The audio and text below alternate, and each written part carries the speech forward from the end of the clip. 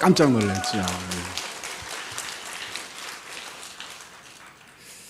그래서 3부 사람들이 영적인 것 같아요. 1부, 2부 때는 그냥 가만히 쳐다보고만 있는데 여기는 막 웃기도 하고 막 은혜 받는 웃음. 그래서 여러분들이 굉장히 영적으로 훌륭한 것 같아요. 3부 사람들이. 여러분 예배 드리기 전에 우리 교회 분위기를 좀 바꿔야겠다. 제가 그렇게 결심을 했어요. 그 분위기는 뭐냐? 웃는 분위기. 교회만 오면 옆 사람을 환하게 웃으면서 오래오래 사세요, 건강하세요 한번 그렇게 한번 그런 마음으로 한번 인사하시고, 근데 웃어야만이 됩니다. 빵.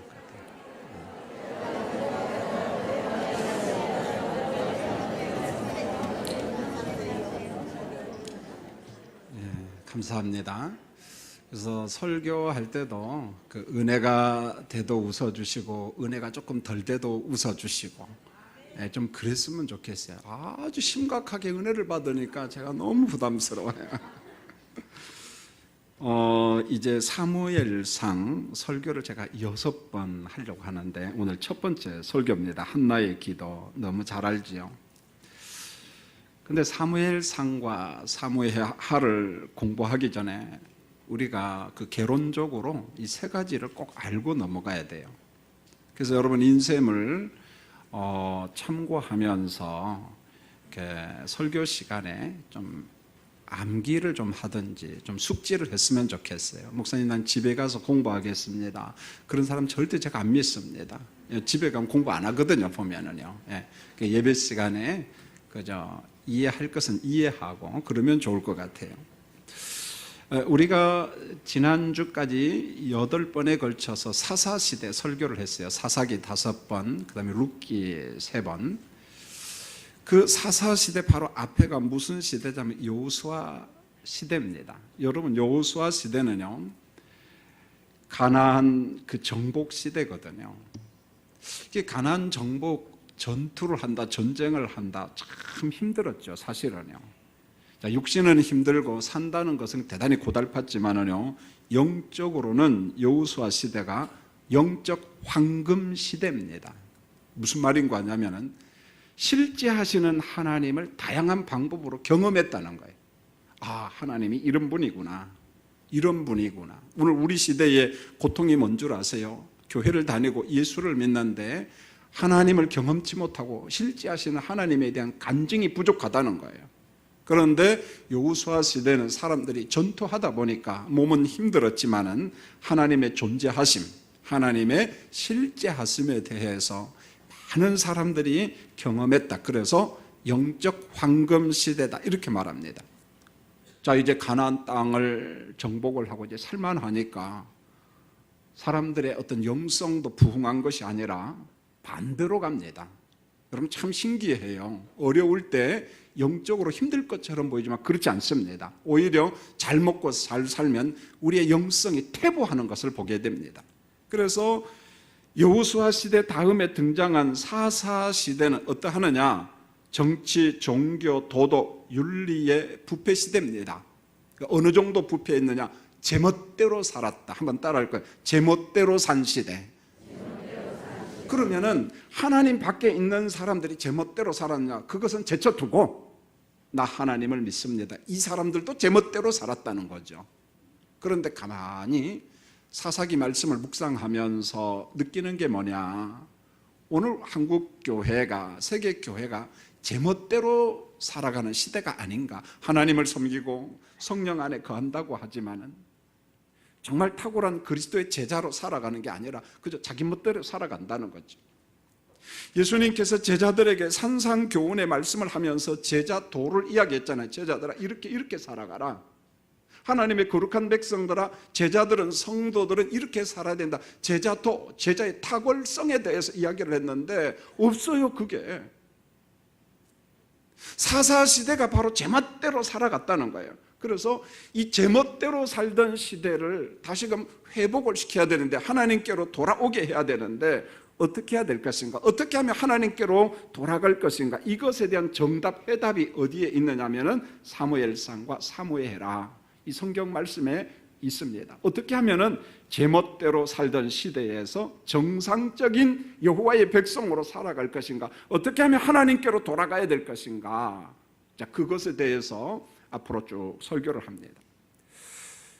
여러분, 성경 사무엘상 1장 2절에 보면은요, 엘가나에게 두 아내가 있었다 이렇게 말했어요. 한 사람은 한나고 한 사람은 분인납니다.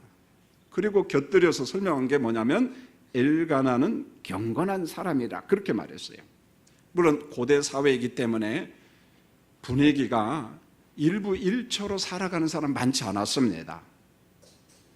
여러 여인들을 거니고 살아가는 사람들이 대단히 많았어요. 성경에도 그런 사람들이 있습니다. 여러분, 그것마저도 하나님의 뜻이다라고 이야기하면 큰일 납니다.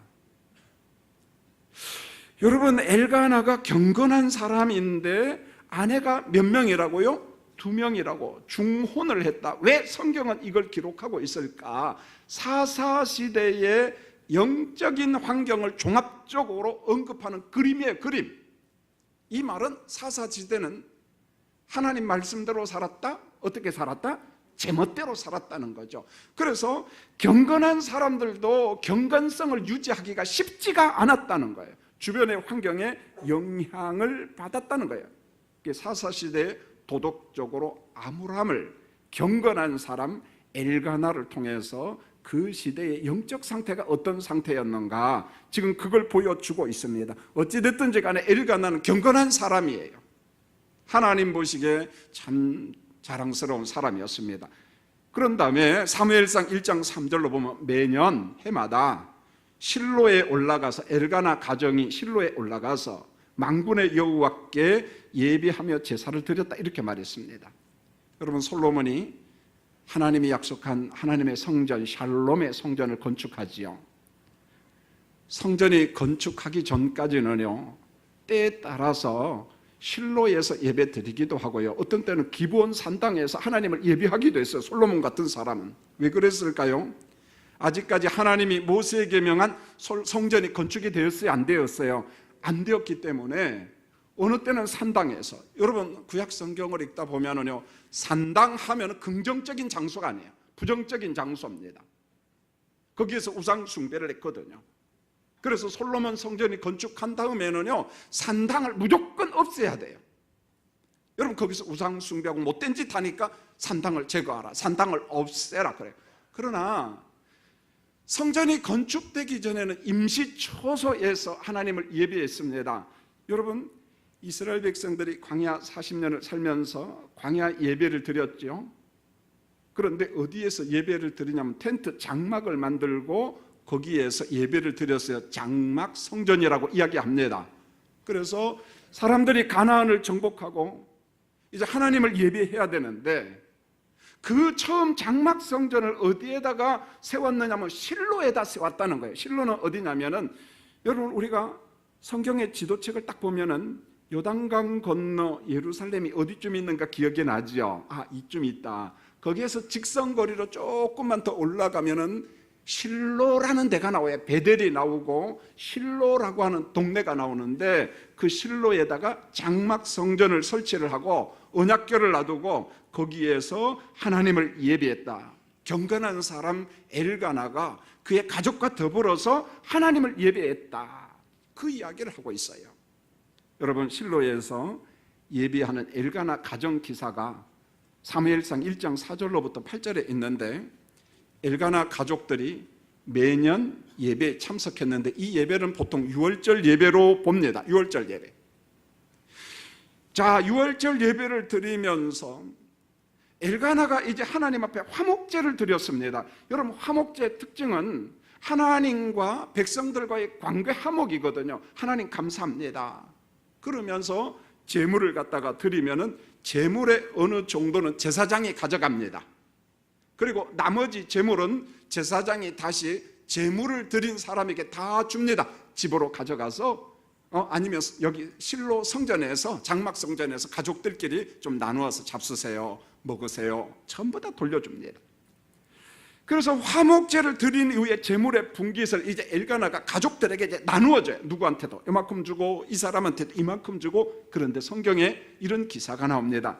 아내 분인나에게도 재물을 주고 그의 자녀들에게도 재물을 주었다. 그런데 그 다음에 보면은 한나에게는 재물을 얼마나 더 주었다고 나와요? 갑절이나 주었다 그래요. 여러분, 왜 한나한테는 갑절이나 주었을까? 성경은 이렇게 설명합니다. 그를 사랑하기에 얼마나 주었다? 갑절을 주었다.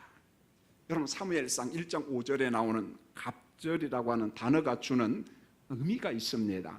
여러분, 갑절이라고 하는 단어의 문자적 의미는 2배예요. 어렵지 않습니다. 뭐 이걸 놓고 해석하고 자시고 할 거 없어요. 그러나 그렇지가 않다는 것입니다. 여러분, 여기에서 말씀한 갑절이라고 하는 말은 사람의 지금 마음을 이야기하는 거예요. 사람의 감정을 이야기합니다. 그 감정이 어떤 감정이에요? 호의적인 감정, 친절한 감정, 내가 누군가를 사랑한다는 표현을 갑절로 이야기하고 있어요. 물론 문자적인 의미의 갑절입니다. 2배입니다. 많이 주었다는 거예요. 가정 공동체를 이루어가는 우리 부모님들, 어른들에게 꼭 부탁을 드립니다. 여러분, 가정에서 자녀들을 의도적으로 차별하면 안 됩니다. 우리 부모님들. 그럼에도 불구하고 사람들에게는 어떤 감정이 있느냐면은 아주 순수한 감정이 있어요. 아주 순전한 감정이 있습니다. 누군가를 더 좋아하는 감정이 있다는 거예요. 누군가를 더 좋아하는 감정이 있습니다. 그래서 어떤 사람 마음이 자꾸만 끌려요. 관심이 자꾸만 갑니다. 사랑이 더 가는 사람이 있습니다. 내가 그 사람한테 받은 거 없어요. 그 사람이 특별히 나한테 잘해준 것도 없습니다. 받은 것도 없지만 더 주고 싶은 사람이 있나요? 없나요? 있습니다. 괜히 좋아. 우리도 그러잖아요. 준 것도 없고 받은 것도 없는데 아우, 난 저런 스타일 싫어 그래요. 근데 반대로 준 것도 없고 받은 것도 없는데 난 저 사람이 좋아. 난 저 사람이 좋아. 친구하고 싶어. 이런 마음이 있잖아요. 여러분, 오늘 성경에서 말씀한 갑절이라고 하는 말은 말 그대로 어떤 순전한 사랑, 순전한 어떤 호의, 자, 그것에 대한 표현입니다. 그런데 성도님들요, 성경을 보면은요, 하나님의 영이신 보혜사 성령께서 우리 안에 충만합니다. 우리를 진리 가운데로 이끌어 갑니다. 십자가의 복음, 십자가 진리가 우리 안에 충만합니다. 그러면은요, 사람과 사람 사이 관계 안에 피차가 서로를 섬기고 서로를 사랑하는 마음이 생깁니다. 여러분, 성령이 내 안에 역사한다는 것은 무덤덤한 마음이 아니라고 무수히 이야기했습니다. 성령이 내 안에 역사하고 성령이 내 감정을 이끌어 가시면은 내가 누군가에게 사랑을 줘요. 그 사람도 순전한 마음으로 나를 사랑하며 사랑을 받아들이는 거예요. 내가 순전한 마음으로 봉사를 하고 누군가를 섬깁니다. 그런데 상대방도 나를 섬겨주거든요. 그러면 나도 순수하게 그 사랑과 그 봉사와 그 섬김을 받아들여요. 이게 무슨 마음이냐? 성령이 이끌어주시는 마음이라는 거예요. 복잡한 계산하지 않아요. 나도 사랑하고, 나도 사랑을 받고, 나도 봉사를 주고, 나도 봉사를 받고, 성령과 십자가가 주는 마음이 이겁니다. 여러분, 우리가 즐겨 묵상하는 에베소서 5장에 보면은요, 성령에 관한 말씀이 나오잖아요. 술 취하지 말라, 이는 방탕한 것이니 오직 성령의 충만함을 받으라. 사도 바울이 에베소 교인들에게 말씀을 전했습니다. 술 취하지 말라, 이는 방탕한 것이니, 에베소 교인들아, 석관 중앙교회 성도들아, 여러분들은 오직 성령의 충만함을 받아야 된다. 그러면은 성령 충만함의 결과가 뭐냐는 거예요. 에베소서 5장부터 에베소서 6장까지요, 성령 충만과 함께 나타나는 감정을 이야기합니다. 감정이에요. 그게 뭐냐? 내가 성령 충만한 결과로서 감정이 나타나는데 시와 찬미와 신령한 노래, 다시 말하면 찬양이 나온다는 거예요. 여러분이 성령 충만한 사람인가? 조금 덜 충만한가? 어떻게 하느냐? 내 마음속에 감사가 있고 내 마음속에 찬송이 있다는 거예요. 그렇다면은 내가 지금 성령의 이끄심을 받고 있는 사람이다. 내가 찬양을 통해서, 감사를 통해서 알 수가 있다는 거예요. 여러분, 그 다음에 성령 충만한 사람에게 나타나는 감정이 뭐냐면 피차가 서로를 섬기고 복종한다는 거예요. 그래서 결혼식 주례를 할 때 목회자들이 성령 안에서 피차 복종하라 이렇게 이야기하면서 남편들아, 아내들아 이야기하잖아요. 아내들아, 남편에게 어떻게 하라? 성령 안에서 복종하라, 그런 말입니다. 여러분, 복종이라고 하는 말이 현대인들에게 정말 기분 나쁜 단어처럼 보여요. 그러나 성령 안에서는 얼마든지 가능하다는 거예요. 그러면서 그 다음에 남편들아, 아내를 사랑하기를 그리스도께서 십자가에 어떻게 사랑하기까지, 죽기까지 사랑했는데 남편들은 아내를 위하여 죽으라는 거예요. 어디에서? 성령과 십자가 안에서 나를 죽여라는 거예요. 그럼 얼마든지 아내를 사랑할 수 있다, 이렇게 말씀하고 있습니다. 여러분, 성령으로 충만한 사람들은 갑절의 사랑을 할 수가 있어요. 그런 감정을 소유할 수가 있어요. 그러한 감정을 가지고 부부가 서로를 섬깁니다. 부모님을 섬깁니다. 자녀를 섬깁니다. 직장의 동료들을 섬길 수 있습니다. 여러분, 우리가 성령 충만하면 왜곡하는 것 중에 하나가 무슨 방언이나 이야기하고 병이나 좀 고치고, 물론 그것도 성령 충만함이지만은, 성령 충만함은 기독교인의 모든 삶의 영역에서 우리의 삶을 이끌어가는 거예요. 그게 어디에? 가정에서 나타납니다. 직장에서 나타납니다. 부부 관계 속에서 나타납니다. 여러분, 성령 충만함이 바로 그런 거예요. 여러분, 그런데 엘가나 가정은요, 아내가 2명이다 보니까 행복했어요? 갈등이 많았어요? 갈등이 많았습니다. 저는 이 설교를 준비하면서 잘 몰라. 왜요? 내가 2 여자하고 살아본 적이 없거든. 오히려 저는 오로지 지금까지 한 여자만을 보고 사랑하고 살아오니까 요거 잘 몰라요. 그런데 일부 다처가 주는, 중혼이 주는 고통이 있음을 오늘 성경이 말씀하고 있습니다. 여러분, 사무엘상 1장 5절에 보니까 여호와께서 그에게, 한나에게 임신하지 못하게 하시니, 이렇게 말합니다. 한나는 결혼을 했지만은 아이를 가지지 못했습니다. 그런데 분인나는요, 아이를 출산을 했어요. 아이를 가진 분인나의 성품이 나오는데, 사무엘상 1장 6절을 잘 보시면 한나의 적수 분인나, 여러분, 적수가 뭡니까? 다른 말로 하면 한나와 분인나는 무슨 관계예요? 왼수 관계예요. 원수예요, 원수예요. 한나의, 성경에 보니까 적수 분인나가 한나를 심히 격분하게 하여 괴롭게 하더라. 이런데도 여러 여자하고 살고 싶겠어요? 그 다음에 사무엘상 1장 7절을 보세요. 분인나가 한나를 격분시킴으로 한나는 무엇하고? 울고. 이 여자들의 주특기잖아요. 그러니까 저는 이걸 나쁘게 보지 않습니다. 속이 상하면은 참는 것보다 뭐 하는 게 좋아요? 울어버리는 게 좋아요. 그 다음에 여자들이 화가 나고 속이 상하면 뭘 안 해요? 먹지 않습니다. 그리고 문고리 잠그고 이불 속에 들어가서 일주일 동안 안 나오니까 남자들이 가서 싹싹 빌어요. 여보, 잘못했어요. 그러면 나와야 돼요. 그때까지 안 나오면은 남자들도 이상해. 여러분, 사무엘상 1장 15절을 보세요. 한나의 마음이 슬펐습니다. 사무엘상 1장 16절에 보세요. 한나는 원통함과 격분됨이 많은 여자, 원통함이 많고 분노가 많고 스트레스를 너무너무 많이 받았다는 거예요. 누구 때문에? 아이를 낳지 못하자, 분인나라고 하는 사람 때문에. 여러분, 고대 사회, 특별히 이스라엘 사회, 고대 중동 지방, 이 자녀가 주는 의미가 있는데, 자녀는요, 축복의 기준이었어요. 축복의 잣대였습니다. 여러분, 어머니가 자녀를 출산한다, 이것은 하나님의 은총의 결과로 보는 거예요. 하나님이 은혜 주셨다. 여러분, 신명기 7장 13절로 14절을 보시면은 하나님의 축복 중에 자녀의 번성함의 복이 있습니다. 난 1명 낳았다, 2명 낳았다, 그건 고대 사회에서는 복이 아니었습니다. 나는 12남매를 낳았다, 그럼 복이야. 뭐 5남매를 낳았다, 뭐 7명을 낳았다. 번성함의 복을 주는 거예요. 번성함의 복을 주었어요. 여러분, 그런가 하면 시편 127편 3절에 보면은 보라, 자식들은 여호와의 기업이여 태의 열매는 그의 상급이로다. 그런데 말씀을 계속 읽다 보면 시편 기자는요, 뭐라고 이야기하냐면, 자식을, 비유를 들어요. 자식은 뭐냐? 전쟁터의 무기와 같은 거다, 이렇게 말합니다. 젊은 자의 자식은 장사의 수중에 화살 같으니, 이렇게 말했어요. 여러분, 고대 사회에서 전쟁할 때 가장 멀리 무기를 날릴 수 있는 게 뭐예요? 화살이거든요. 그 화살 촉에다가 뭘 매달아요? 불화살 있잖아요. 불화살을 써서 배를 침몰시키고 성을 몰락시키는 거예요. 불화살입니다. 그런데 오늘 성경에 보세요. 젊은 자의 자식은 장사의 수중에 화살 같으니 이것이 가득한 자는, 이것이 뭐냐? 화살. 화살이 뭐냐? 자식들.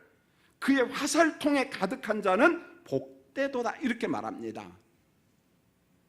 여러분, 성경은, 시편 기자는 자녀를 일컬어서 하나님의 축복이 돼. 어떤 축복이냐? 무기라고 이야기합니다. 무기라고 이야기합니다. 원수들을 대적할 수 있는 무기, 우리 부모님을 지킬 수 있는 무기가 뭐냐? 시편 기자는 이야기합니다. 자식이라고 이야기합니다. 자식이 왼수다, 자식이 무기다. 자식이 무기다, 이렇게 말합니다. 저는 신방 가면은요, 이 설교를 종종 합니다. 3부 예배 때도 이야기합니다. 여러분 좀 귀담아 듣고, 좀 목회자의 말을 듣고 좀 실천 좀 했으면 좋겠어요. 듣고 지나치면 안 됩니다. 우리 부모님이 수모를 당한다. 그런데 그게 들려왔어요. 자식들이 소식을 들었습니다. 그러면 자식 입장에서 가야 됩니까? 안 가야 됩니까? 가야 되죠. 왜요? 연세 많으신 부모님이 수모를 당하고 멸시와 천대를 당한다. 그러면은 성경대로 누가 가서 부모님을 지켜줘야 돼요? 자식이 난 바빠서 못 가요. 어머니, 나 바빠서 못 가요. 안 됩니다. 우리 어머니, 아버지가 연세가 많으신 어르신이 멸시를 당하고 수모를 당하고 고통을 당하고 있는데 달려가지 아니하면은 그 자식은 진짜 자식 아닙니다. 말 그대로 어디에서 주워왔어요? 다리 밑에서 주워왔어요. 그 사람은요. 그 자식 아니에요. 혹시 그런 사람, 마음에 찔리는 사람이 있으면 저 누군지 모르니까 회개하시기 바랍니다. 여러분요. 여러분, 목회자로서 참 마음이 아플 때가 있습니다. 사실 우리 교인들 이야기예요. 남들이라고 하는 게 아닙니다. 저도 수술을 받아봤기 때문에 수술의 외로움이 참 큽니다. 고독이요. 전 수술 받으러 갔다가 마취과 교수님이 이분은 수술을 못합니다. 그래서 수술 택자도 받아봤거든요. 보면은요, 다른 증상이 호전되지 않으면 수술 못합니다. 기다린 적도 있고요. 여러분, 수술 누가 하냐면은요, 건강한 사람이 수술을 합니다. 그러니까 수술할 때 참 외롭지요, 사실은요. 그래서 대체적으로 우리 교육자들이 수술 받기 전에 새벽에 수술 받기 전에 달려가서 기도를 해줍니다. 그때 제가 마음이 참 편치 않고 속이 상합니다. 수술실에 들어가기 전에 기도하는데 아무도 없어요. 성도님, 권사님, 집사님, 왜 가족들이 없고 아무도 없습니까? 뭐라고 한 줄 아세요? 목사님, 바쁘면 오지 말라고 했어요. 그러니까 그 자식이 내가 볼 때는 별로 바쁘지도 않은데 와요? 안 와요? 안 와요. 책임이 누구한테 있어요? 부모님한테 있어요, 여러분요. 수술실에 들어가기 전에 목사님도 찾아요. 기도받기를 원하죠. 가야지요. 그런데 사실 누구를 찾는 줄 아세요? 자식들 찾고 있습니다. 그런데 그 자식 못 오게 한 사람이 누군 줄 아세요? 어머니하고 아버지예요. 저 별로 기쁘지 않아요. 왜요? 이미 마음이 거짓말하고 있거든요. 제가 부탁합니다. 이제부터는 우리 어머니 아버지들이 중환병에 수술을 할 때는요, 이렇게 말하세요. 얘들아, 바빠도 휴가 내고 와라, 이렇게 말해야 돼. 할렐루야. 아멘 소리가 작네. 여러분, 그러면 안 된다니까. 오늘 말씀해 보세요. 자식이 누구냐? 무기와 같은 존재야. 부모님이 멸시와 천대를 당하고 고통을 당하면 달려가야만이 자식이라니까, 여러분요. 달려가야 자녀라는 거예요. 오늘 제가 하고 싶은 말은 이겁니다. 오늘 성경이 말씀하는 게 이거예요. 그래야만 그 자식이 축복이에요. 그러나 결혼한 사람이 출산을 못한다. 고대 사회에서는 하나님의 징계로 보고 저주의 결과로 보았습니다. 한 가지 제가 이야기를 하죠. 창세기 20장 18절에 보면 블레셋 왕이 등장합니다. 아비멜렉입니다. 아비멜렉이라는 말은 왕이라는 말이에요. 이게 블레셋 왕, 블레셋 아비멜렉 똑같은 말입니다. 아비멜렉 블레셋 왕이 저주를 받는 기사가 나오는데 어떤 내용이냐? 아비멜렉이요, 아브라함의 아내 사라를 딱 봤습니다. 그런데 자기 마음에 들었어요. 아브라함이 그랬거든요. 저 사람 내 아내가 아니고 내 누이다 이야기한 거예요. 그러니까 왕의 입장에서 보면 이쁜 여자 보니까 어떻게 자기 아내로 삼고 싶었던 거예요. 그래서 아비멜렉이 사라를 자신의 아내로 취하려다가 그날 밤에 하나님 앞에 죽도록 얻어맞았어요. 하나님의 저주를 받는다는 거예요. 하나님께서 자기 백성을 하가마시 감찰하십니다. 사라의 일로 어떤 일이 생긴 줄 아세요? 아비멜렉 집안의 모든 태를 다 닫아버려. 오늘부터 아비멜렉 가면 애기 못 낳, 이 말입니다. 하나님이 저주를 해버린 거예요. 사실은 누가 잘못했어요? 아브라함이 잘못했거든. 그런데도 자기 백성이 잘못했을 때 하나님께서 그 환경 속에 자기 백성을 지키셔요. 여러분, 이 사건이 주는 것은 뭔고 하냐면 하나님은 사람들의 생명을 주관한다, 태를 주관한다는 거예요. 그래서 성경을 보면은요, 하나님 앞에 쓰임받은 대표적인 사람들이요, 얼마간 아기를 못 낳아요. 그 사람이 사라, 리브가, 라헬, 여러 명의 사람들, 은혜 많이 받은 사람들이 태가 열리지 않아서 아기를 못 낳습니다. 하나님 앞에 오랜 동안 기도하다가 하나님께서 그들의 태를 열어요. 자녀를 선물로 줍니다. 내가 아이를 낳았으니까 뭐 아이 낳는 거 쉽네, 이런 말 하지 말라는 거예요. 내가 낳은 자녀는 하나님의 선물이에요. 하나님의 축복입니다. 하나님의 선물이 하나님의 은혜라는 거예요. 성경에서 자녀의 출산을 통해서 자녀 출산이 하나님의 축복됨을 말씀하고 있는 겁니다.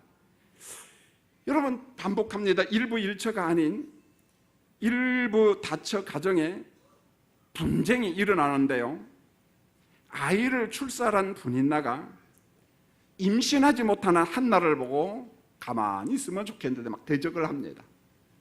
격분을 시키고 막 괴롭게 하고 이런 거예요. 자식을 좀 낳았다고 분인나는 자식을 출산하지 못하는 한나를 보면서 네가 자식이 없는 것을 보니까 너는 하나님으로부터 버린 여자야, 하나님의 저주를 받은 사람이야. 고약한 마음을 가지고 막 한나를 괴롭혀요. 한나에게 막 스트레스를 줍니다. 약을 올립니다. 화나게 만듭니다. 이 분인나 정말 고약한 여자예요. 보니까 사무엘상 2장을 보면 분인나를 설명하는 하나의 그림이 등장하는데요, 사무엘상 2장 3절에 보면은요, 한나가 노래를 하면서 뭐라고 이야기하느냐, 심히 교만한 말과 오만한 말을 하는 사람.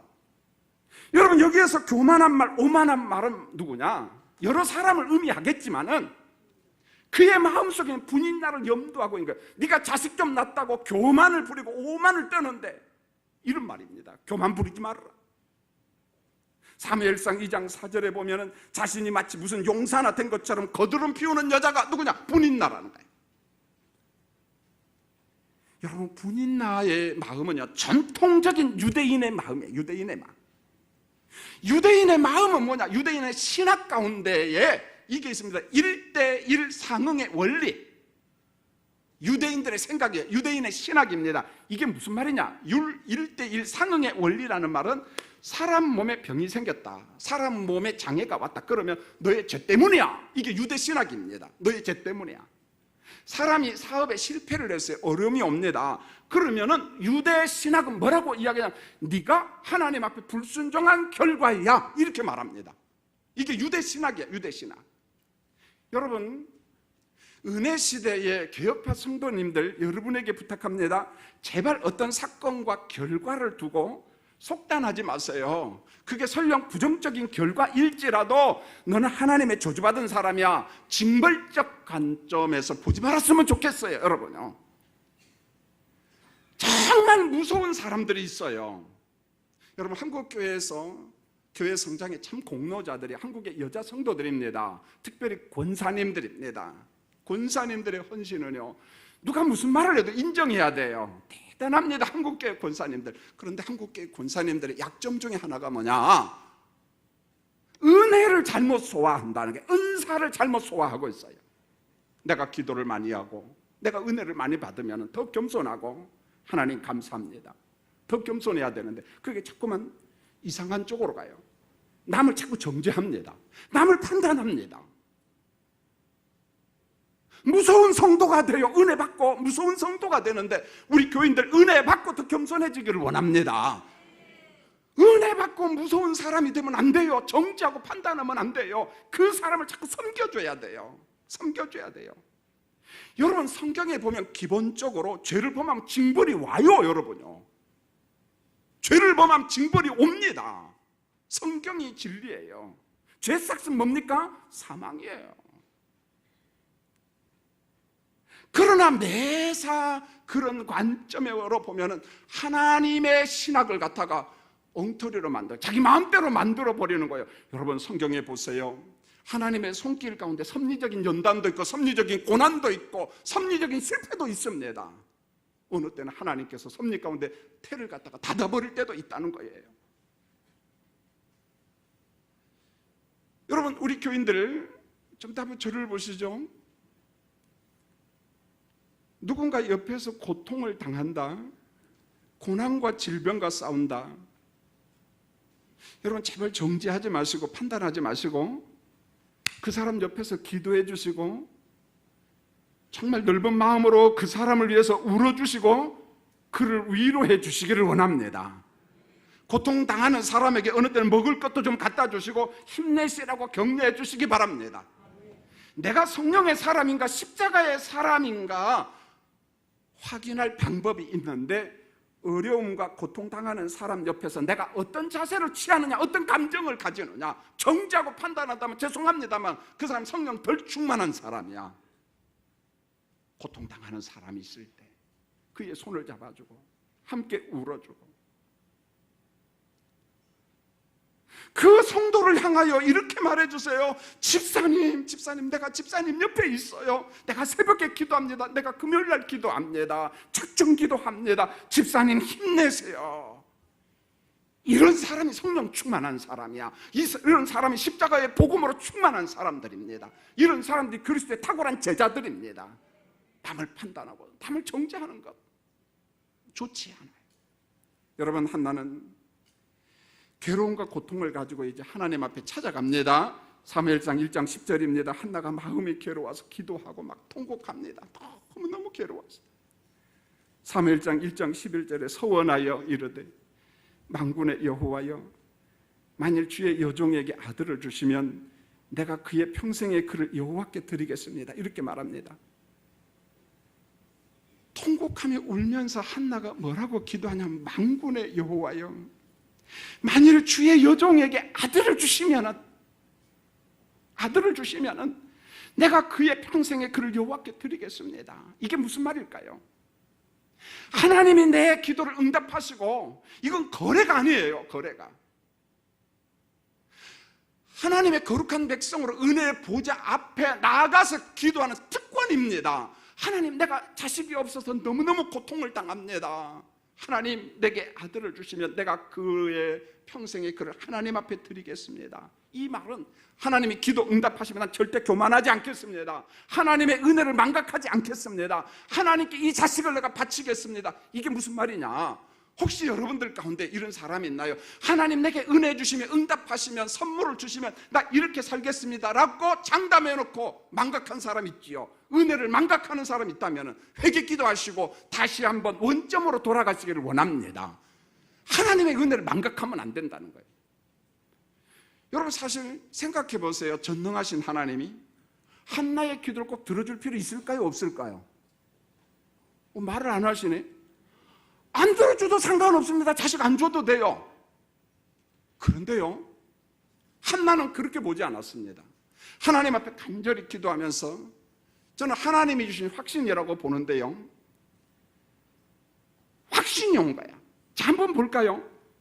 한나가 얼마나 필사적으로 기도하는지요. 사무엘상 1장 12절, 하나님 앞에서 오래 기도했어요. 오래 기도했어요.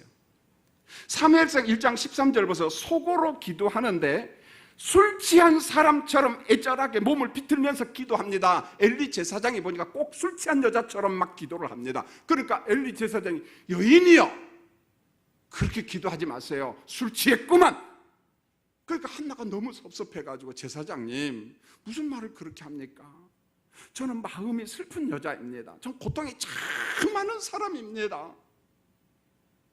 성령께서 이런 한나의 모습을 본 다음에 엘리 제사장에게 축복하는 거예요. 이 당시 엘리 제사장 영적으로 굉장히 어둡습니다. 영적으로 아주 어두운 사람이었어요. 제사장이면서도요, 연세가 굉장히 많다 보니까 어두웠어요. 그런데 사무엘상 1장 17절을 보세요. 한나야, 평안히 가라. 하나님이 내게 기도하여 구한 것을 허락하시기를 원하노라. 이 말은 성령께서 엘리 제사장에 확신을 줬어요. 한나, 저 여인이 기도한 거 누가 응답한다? 하나님이 응답한다는 확신이 오고 축복을 선언합니다. 한나요, 평안히 가라. 하나님이 축복할 거야. 하나님이 응답할 거야. 이 말씀을 듣고 한나가 어떤 반응을 보입니까? 아멘! 그래 버려. 아멘. 여러분 부탁합니다. 설교를 듣고 말씀을 듣다가 기도하다가 내 마음속에 확신이 오면 하나님 앞에서 아멘 하시기 바랍니다. 아멘, 아멘의 반응을 보여주세요. 아멘, 아멘의 하나님, 아멘의 예수 그리스도입니다. 여러분, 기도 후에 한나는 가서 먹고 얼굴에 다시는 근심빛이 없었습니다. 한나의 눈물을 닦아주셨어요. 누가? 하나님께서 한나의 눈물을 닦아주었어요. 저는 2부 예배 마치고요, 너무 행복했어요. 심성자 집사님 아시죠?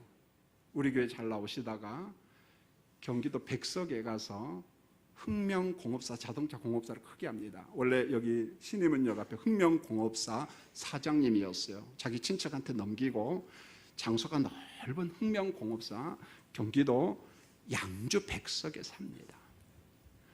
근데 지혜가 미국서 대학을 나왔어요. 오래 지내도 아이를 못 가져요. 그 일 때문에 얼마나 울었는지 몰라요. 지혜는 한국에 들어오면은요, 우리 교회에 와서 예배 드립니다. 이번에는 아예 우리 작정 기도하자. 하나님, 우리 지혜에게 이왕 줄 거 나이도 많고 이번에 낳고 또 나면 얼마나 힘들겠습니까? 이왕 줄 거 쌍둥이를 주시옵소서. 지혜는 우리 교회만 울다 갑니다. 왜요? 아이를 낳지 못하니까 그 서러움과 속상함이 얼마나 많은지 몰라요. 아이를 한번 가져보려고 몸부림치는데 이게 잘 안 돼. 오늘도 또 와서 예배를 드리고 지혜가 왔구나. 참 저는 지혜를 아끼고 기도하고 그 아들 기훈이는요, 이름도 제가 지어줬어요. 기도합니다. 남다른 애들이죠. 지혜야 왔구나, 기도하자. 그 전에 그러는 거예요. 목사님, 저 이제 임신 8주 9주째입니다. 그래요. 이게 지금 몇 년 만에, 한 10년 만의 결과예요. 그 다음에 저한테 할렐루야에서 목사님 말씀한 대로 이왕 주실 거 뭐 줘라? 쌍둥이 주라니까 쌍둥이 줬다는 거야. 그래서 다음 주에 어디 간다? 이제 미국에 간다는 거야. 지혜야, 카톡으로 계속 기도하자. 얼마나 좋은지. 지혜는 막 눈물을 흘립니다. 그 속상함이 얼마나 클까요? 사랑하는 성도님들, 우리 인생에 슬픔이 있고 우리 어느 때는 걸음더미 진토에 빠져서 허덕일 때가 있다는 거예요. 말을 안 하지만 우리 교인들 가운데 암으로 투병하는 사람, 경제적 가난 때문에 인생이 고달픈 사람들이 많아요. 여러분요, 인생이 정말 재미가 없는 사람이 있어요. 오늘 한나를 보세요. 그는 이제 더 이상 사람 앞에 가지 않아서 일어나서 하나님 앞으로 갑니다.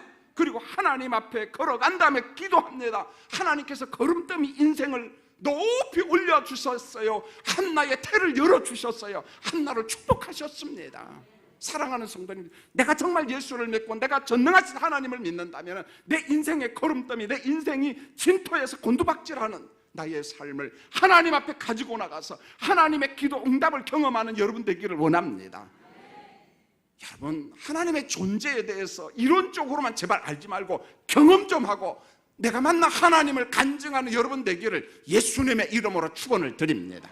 기도하겠습니다. 하나님, 한나의 기도에 대해서 예수 믿은 연수가 좀 된 사람 다 압니다. 그런데 아는 것하고 믿는 것하고는 전혀 달라요. 한나는 슬픔이 많은 여자요, 고통 속에서 살았습니다. 살고 싶은 마음이 없었어요. 그런 한나가 드디어 진토에서 걸음더미에서 일어나 하나님 앞에 걸어나가서 통곡하며 하나님 앞에 기도했어요. 하나님은 그의 눈물을 닦아주시고 걸음더미에서 일으켜 세워주시고 드디어 사무엘이라고 하는 멋진 아들을 선물로 주셨습니다. 오늘 김 목사가 단순히 역사 이야기를 한 것이 아니에요. 옛날에나 지금이나 여전히 우리 삶에 개입하시는 하나님의 실존, 하나님의 현재하심을 설교했어요. 슬픔 가운데 있는 우리 교인들을 일으켜 세워 주시옵소서. 예수님의 이름으로